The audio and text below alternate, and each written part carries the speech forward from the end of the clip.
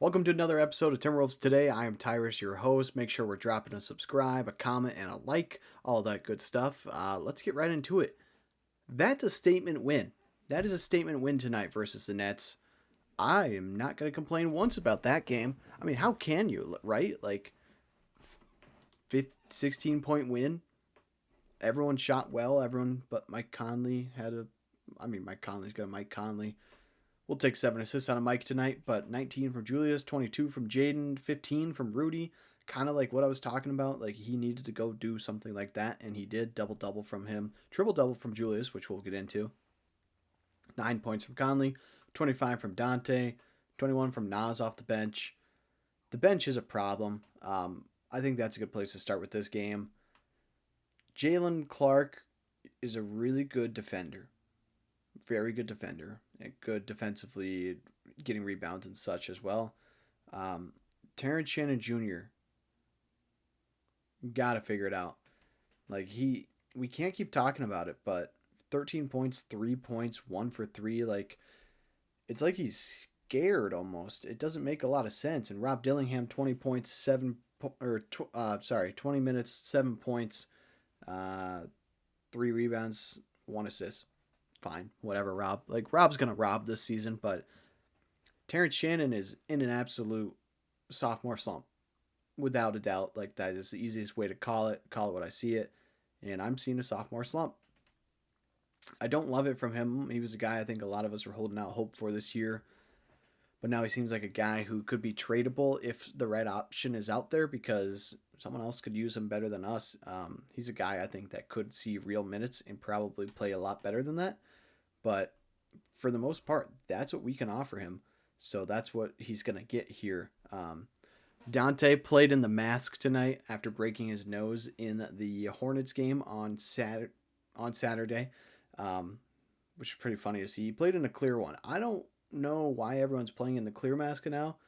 I kind of miss the black one that everyone used to play in like the 2000s, late 2010s. He actually played pretty well in the mask. Maybe you should wear the mask every game. 8 for 17, 6 for 13 from 3. Dante, that's what we like. That's what we need from Dante. This is what we're talking about. Finding that consistency. What's going to happen when Ant comes back and he doesn't get to take as many shots. Well, I don't know. Ant's return is just around the corner. Yeah, that was a pretty good game, though. I mean, we held the Nets to 109. That's got to be one of our lower scoring games this year for them, the opposing team, that is. But Cam Thomas is... I don't even know what to think of Cam Thomas. He was a guy I kind of wanted us to trade for since he ended up taking the qualifying offer there, and he's going to be a free agent next year anyways. 25 points for him, 10 for 24 is diabolical, though. And I believe all of their first-round picks from this year started. Danny Wolf, Igor Denham, Ben Seraph, Nolan Trior, and maybe not. Who was the other one? It wasn't this EJ, was it? No. Who was it? Help. Someone. Tell me who. No, I don't remember who it was at this point, but it looks like none of them start, but they're all bench guys. 2 of them played 4 minutes. Danny Wolf played 4 minutes. Yeah, they're not getting real minutes quite yet. But yeah, good team to beat. They're 0-7. Got to beat the bad teams. We moved to 4-3. Next game is versus the Knicks, and then we pick one up against the Jazz after that. And the Jazz are actually looking decent, so good win to get on the board. We got to talk about Julius Randle, though. This guy's on a tear. Julius Randle this season. Let's look at every game. Here's the crazy stat first off for him. In each one of our games, he has been a statistical leader in one category at least. It's crazy. It is crazy to see what the tear he's been on. It doesn't even make sense.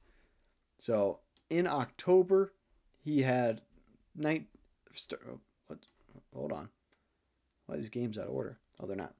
He had 19 versus the Blazers, 26 versus the Lakers, 31 versus the Pacers, 24 versus Denver, 33 versus LA, and then 30 against Charlotte and 19 against the Nets.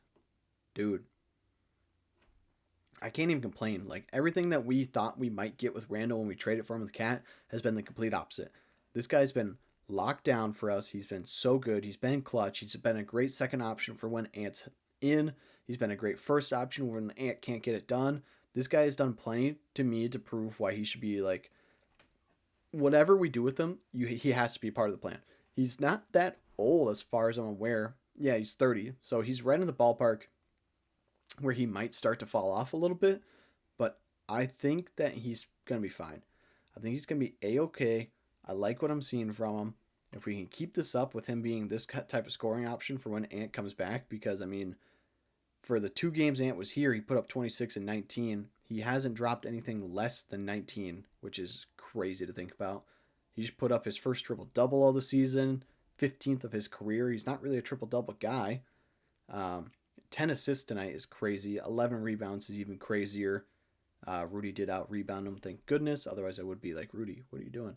But good game for Julius. Happy for the guy. I love Julius Randle now. I think I might get a Julius Randle Trees jersey. That feels like something that will be kind of random to own one day. Good or bad, we'll see. But I'm very happy about Julius Randle's play, which leads perfectly into the next thing I want to talk about, which is the scoring options of the Timberwolves. Guys, when we're on, we have so many scoring options. Tonight was one of those games that proved it, and so has every other game that Anthony Edwards has missed.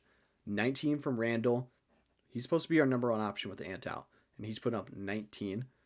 He didn't even lead. Leading scorer tonight, Dante DiVincenzo, the guy who we could argue is probably the third option right now. Could move to the fourth once Ant's back. And he's still doing his thing. He's getting 25 points. When Dante's on, we're in, like, the other team's in trouble. Jaden has been on a tear. He's had 20 tonight. I think he had 17 versus Charlotte. And then he had, he's gone 11 game in the second game of the season. And then let's just pull it all up here because he's been absolutely insane too. Yeah, 18, 10, 11, 25, 30, 14, 22. For a guy that is supposed to be like our third option, he's turned into the second option with the Ant out. Probably going to fall back to that third or fourth. Him and Dante interchangeable there. And it's so good to see the scoring options that we have when we're on. When this team's on, every other team is in trouble. Offensively, this is a very good team when they're on. When they get off a little bit, it becomes a little bit problematic as to who's going to be scoring the basketball when, because if Dante's not scoring, then it puts more on Randle. If Randle's not scoring, it puts more on Jaden and Dante. Rudy has to at least get like 10 a game. Mike has to do his thing. Nas can't shoot 0 for a billion from 3. 4 for 6 tonight. Good work like that. 7 for 10 overall. Terrence Shannon Jr. can't keep laying these eggs. Otherwise, we're going to be forced to find ourselves another option somewhere else. Rob Dillingham isn't getting, buckets left and right. Bones Highland can't find real minutes. Jalen Clark is not an offensive option. So when we're on, it's very good, and the scoring options are unlimited. I really do like the scoring options that we have. I'm very proud of this team tonight. If you can't tell, this is what we talked about when we lost Ant. It's like, if we can go at least 6-5 by the time he's back, then everything's good.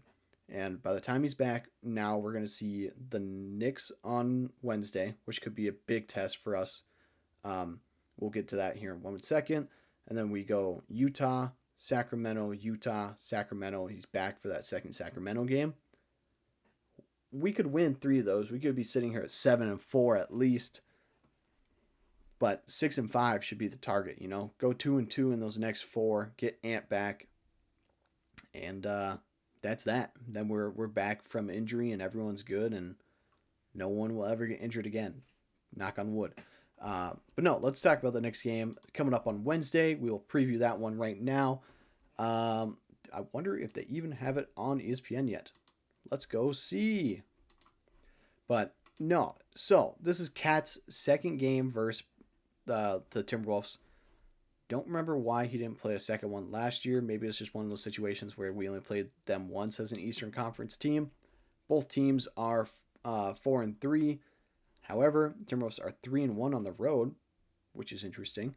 And the Knicks are 4-0 at home. So, unmovable object meets an unstoppable force, if you will. ESPN's giving The Knicks about a 67% chance to win. Jalen Brunson averaging 31 is a problem. But here's the problem. Here is the crazy stat that I have found for this game. Now, this is Cat's second game versus Timberwolves since being traded. Here are some other notable Timberwolves second games after they got traded away from the Wolves. Kevin Garnett versus the Wolves after he got traded, 17 points, and they won. Jimmy Butler, 12 points, and they won. Kevin Love, 18 points, and they won. Andrew Wiggins, 19 points, and they won. Are you sensing a theme here? They all won their second game, but none of them put up 20 plus points. Now, you could say a lot of things. That's just crazy talk. That doesn't mean anything. Like, that's not real data. That's just 4 star players from the team who got traded away. All very good points, except Karl-Anthony Towns is only averaging 18 points this year. The most points he's put up, okay, they played the Wizards. So, ignoring that, that's 33 points versus the Wizards. He's gone 19, 26, 15, 8, 20, and 33. So, if the data is going to be supported, unfortunately the Timberwolves will lose, but Cat's not going to have a good game. I want to see the data fail here, but unfortunately, all signs are pointing to a Knicks win and a Cat bad game, which I guess is good because he 60 bombed us last time, I'm pretty sure. That was ugly. Don't really know why that happened. Let's take a peek at that. Let's just go back in a little flashback here, and go back and look. Why did we? Oh, we did. We did play him twice. Did Cat miss a game? I think Cat missed this game. Okay, we're gonna. Come on. Okay, there's the first one. That was the win, and then they did lose to us. And I think Cat was out. Yes, Cat was out for that second game where we beat them. So no Cat in the January game. Hence why this is his second game back. They did beat us 133-107. Cat put up 32. Not quite a 60 bomb. But he did have... Oh, that's why. Because he had 20 rebounds and 6 assists. So, yeah, basically a 60 bomb, I guess. Technically, like, if you go PRA. Don't want to see that happen again. I don't think that will happen again. But no Ant makes this kind of a depressing game to be able to cheer for. I will be locked in on this one, and we will talk about it Wednesday night after the game, and then that episode will come out Thursday. But that's all I've got for you now.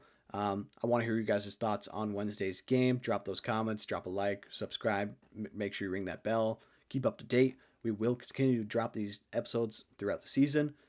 Very fun. That's all I've got for you, though. Take care and see you on the next one.